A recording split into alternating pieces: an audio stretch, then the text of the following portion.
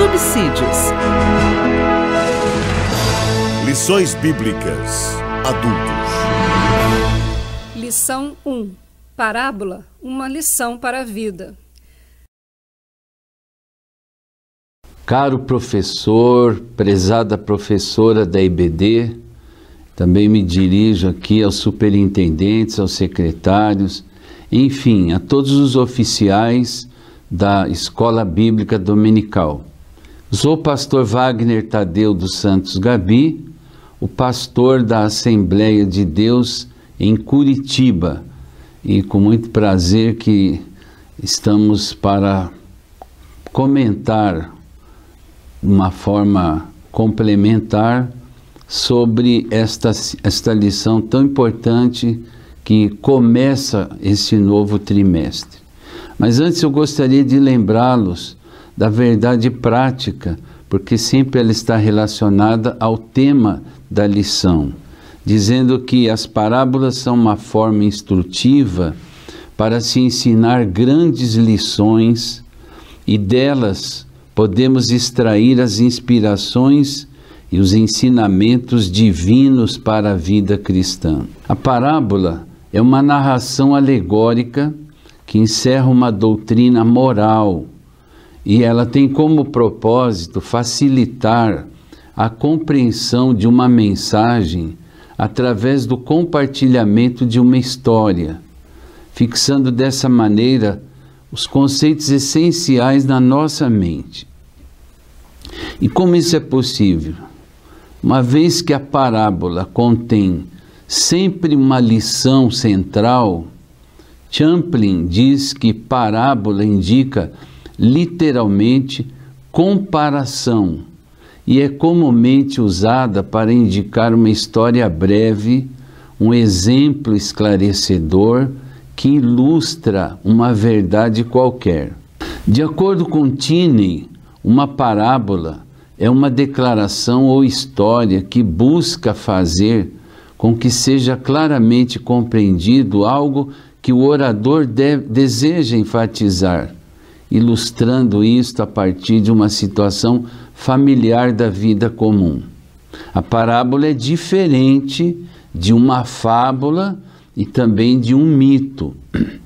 O mesmo Champlin destaca que a fábula é uma forma de história ilustrativa fictícia e que ensina através da fantasia, mediante a apresentação de animais que falam ou de objetos animados.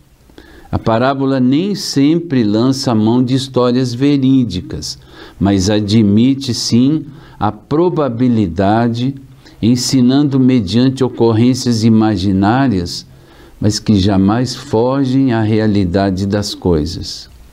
Em relação a essa diferença entre parábola e o mito, é necessário verificar que este narra uma história como se fosse verdadeira, mas não adiciona nem a probabilidade nem a verdade.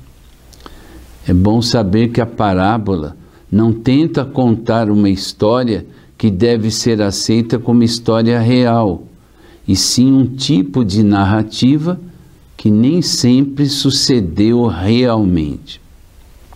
E é comum todos nós, ou a maioria de nós, limitarmos o significado e alcance das parábolas somente no Novo Testamento. Porém, a sua verificação é bem ampla na história antiga e também presente no Antigo Testamento. Apesar de Cristo ter se utilizado de parábolas para transmitir sua mensagem de forma simples e clara, fato esse que ficou marcante, inclusive no seu ministério terreno, não foi o Senhor Jesus o criador desse recurso. As parábolas são verificadas entre os povos orientais da antiguidade e na literatura judaica e eram usadas de maneira abundante na literatura dos rabinos, com o objetivo de explicar verdades e doutrinas. O modo de vida agrário era o ambiente inspirador para o uso da parábola no compartilhamento de uma mensagem. Os escritos dos rabinos estão cheios de histórias alegóricas ou parabólicas quanto ao caráter, com a intenção de deixar claro algum ponto de ensino ou ilustrar alguma passagem na Bíblia hebraica. As parábolas estão presentes nos textos do Antigo Testamento devido ao fato de serem os hebreus exímios contadores de histórias. A presença das parábolas na cultura e no texto sagrado era natural. No Novo Testamento, Jesus utilizou as parábolas como recurso na transmissão de sua mensagem, com o objetivo de compartilhar uma verdade espiritual de maneira que fosse compreendida. E para isso, ele usou exemplos do cotidiano de quem o ouvia. E qual era o objetivo de Jesus? Era de transmitir uma mensagem que não deixasse dúvida da parte de quem recebia essa mensagem. De acordo com Luíse, Jesus narra parábolas com o objetivo de ensinar e para ser entendido. E essas palavras são designadas de discurso compreensível, que não quer apenas provocar a compreensão intelectual, mas também a compreensão decorrente de ouvir a voz de Deus. Ele também destaca que o convite para comparar a narrativa parabólica com o reino de Deus visa uma reflexão sobre o conteúdo do agir de Deus, da vontade de Deus, sobre o agir no passado, tanto no presente como no futuro. Esse é um grande segredo da excelência do ensino de Jesus através das parábolas. Agora, ao se dirigir aos seus discípulos e também aos fariseus, seus inimigos declarados, Jesus adotou o método de ensino por parábolas com a finalidade de convencer os seus discípulos, mas condenar também os seus inimigos, que eram os fariseus. Em Mateus, no capítulo 13, versículo 10, os discípulos fizeram a seguinte pergunta para Jesus: por que lhes fala por parábolas? E essa pergunta foi respondida já nos 5 versículos que se seguem, ou seja, no capítulo 13 de Mateus, versículos 11 a 17. Jesus usava esse método em razão da diversidade de caráter, do nível espiritual e da percepção moral dos seus ouvintes. E no versículo 13 desse mesmo capítulo, ele justifica dizendo: por isso ou por essa razão lhes falo por parábolas. Já no Evangelho escrito por Marcos, no capítulo 4, versículos 10 a 12, Jesus, ao ser inquirido sobre o uso de parábolas, ele respondeu que as usava nos seus ensinamentos por 2 razões distintas. Primeira, para ilustrar a verdade para aqueles que estavam dispostos a recebê-la. E segundo, para obscurecer a verdade daqueles que a odiavam. A leitura da parábola deve ser lida e entendida como uma narrativa sintética das experiências do cotidiano das pessoas. E uma das questões mais importantes, e aqui eu chamo a sua atenção, professor, ao ler uma parábola, é procurar entender os elementos culturais que foram operados em cada uma delas, pois são histórias contadas a partir de outra cultura e tempo. Torna-se impossível entender as parábolas sem vinculá-las ao seu contexto social, pois elas se referem a experiências de pessoas que viveram na época de Jesus. E, para tanto, torna-se necessário identificar a conexão com as estruturas daquela sociedade. Interessante este dado de que quase 1/3 dos ensinamentos de Jesus foram realizados através de parábolas. Ele contou parábolas sobre a natureza, por exemplo, a parábola do trigo e joio, de Mateus 13, 24 a 30. Também contou parábolas sobre trabalho e salário, o Senhor e o servo, Lucas 17, 7 a 10. E até mesmo sobre casamentos e festas, como o caso da parábola das 10 virgens, narradas em Mateus 25, de 1 a 13.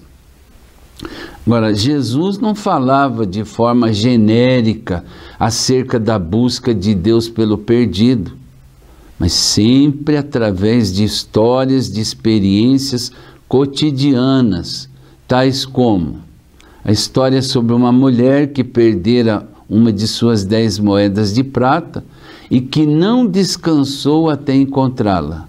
Lucas 15, versículos 8 a 10.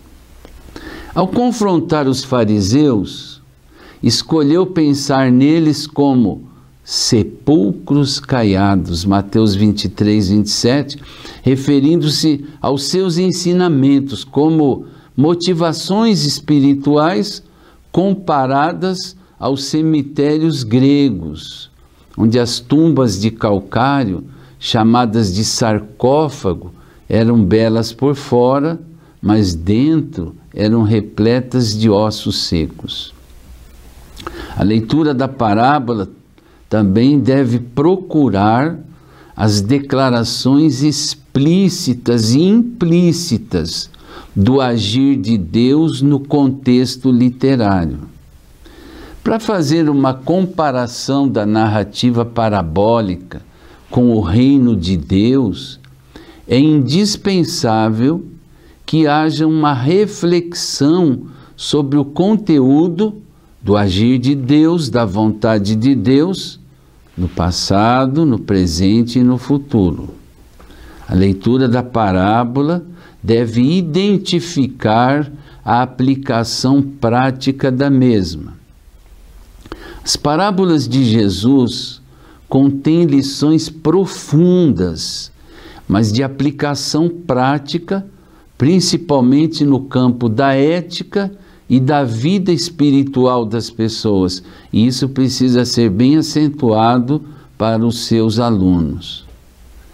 A maneira predileta do Senhor Jesus ensinar era, sem sombra de dúvidas, pelo uso de parábolas.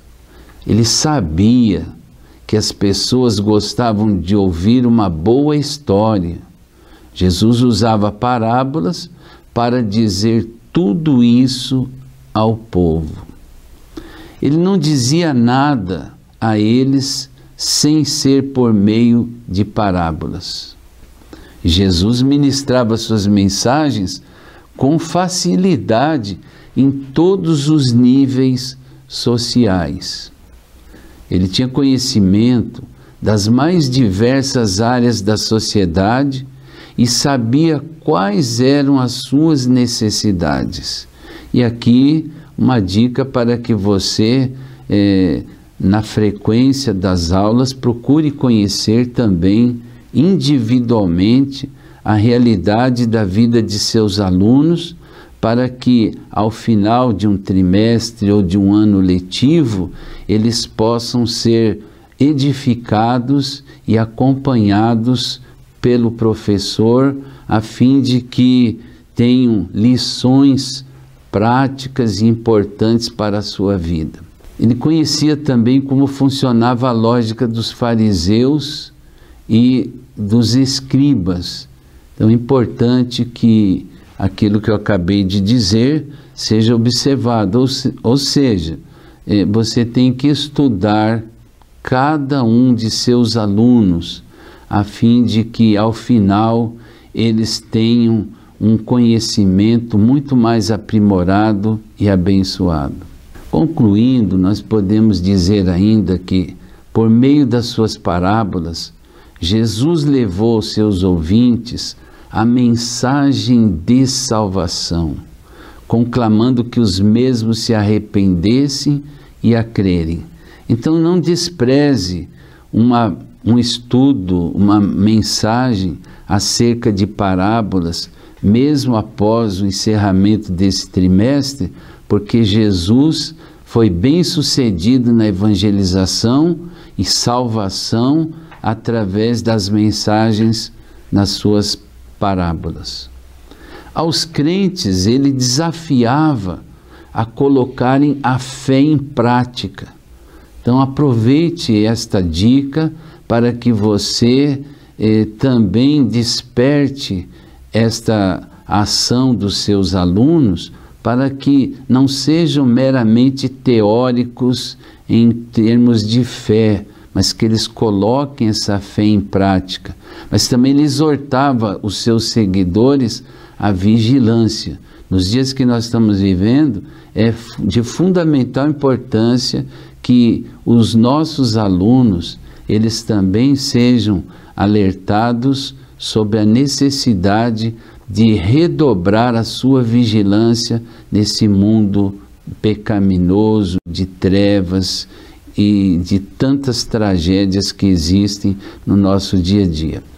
Quando seus discípulos tinham dificuldades para entender as parábolas, Jesus de bom grado interpretava para eles essa mensagem.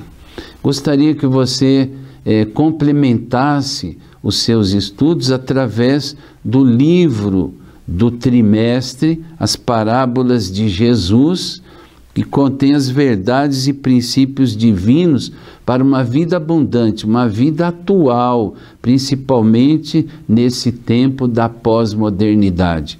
Que Deus te abençoe, você seja muito feliz na sua aula e possa colher os resultados desse trimestre já na primeira lição. Deus te abençoe. Para receber todas as novidades do canal, inscreva-se e se curtir o vídeo, clique em gostei.